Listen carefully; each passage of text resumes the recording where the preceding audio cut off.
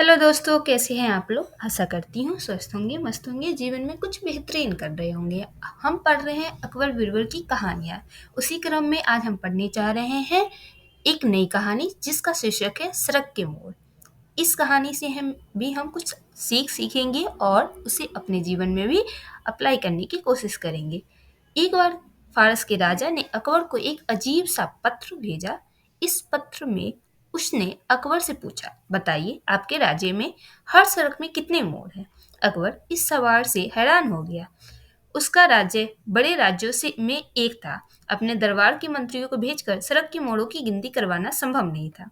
फिर भी फिर भी अपने प्रधानमंत्री टोडरमल को बुलाया और यह काम पूरा करने को कहा। टोडरमल ने बदले में अपने आदमियों को भेजकर राज्य में सड़कों के मोड़ों को गिन कर आने को कहा। अगले दिन बीरबल ने देखा कि अकबर किसी चीज की उत्सुकता से प्रतीक्षा कर रहे हैं। क्या कुछ परेशानी है? अकबर ने कहा, हाँ बीरबल, मैं टोडरमल की परीक्षा कर रहा हूँ। उसे मैंने अपने राज्यों में सभी सड़कों के मोड़ गिन कर लाने को कहा है। फिर उनने बीरबल को फारस के राजा द्वारा भेजे गए पत्र के बारे में बताया। बीरबल ने जैसी ही सारी बात सुनी, वैसे ही वो जोर से हंस पड़ा। बीरबल को हंसता हुआ देखकर अकबर हैरान हो गए।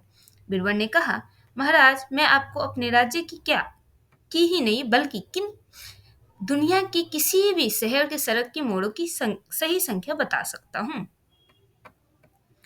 अकबर की आंखें खुली की खुली रह गई। उसने कहा, मुझे उम्मीद है कि तुम मजाक नहीं कर रहे होगे। मैंने कई आदमियों को राज्य के सड़कों के मोड़ गिनने को भेजा है और तुम कह रहे हो कि तुम यह पहले से जानते हो। मीनू ने कहा, जहाँपनाह, मैं कोई मजाक नहीं कर रहा। दुनिया की सब सड़कों के केवल दो ही मोड़ होते हैं, एक दाईं और दूसरी बाईं ओर। यह सुनकर सम्राट जोर से हंस पड़े।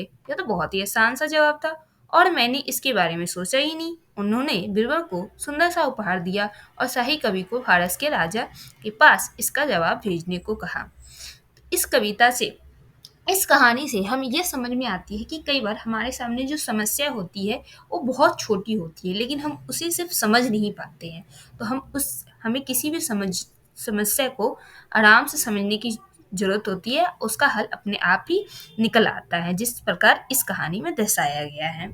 तो इससे हम ये जान सकते हैं कि अकबर के जो मंत्री बीरबल थे वो बहुत ही चतुर थे और किसी भी कठिनाइयों का सामना वो आसानी से कर सकते थे।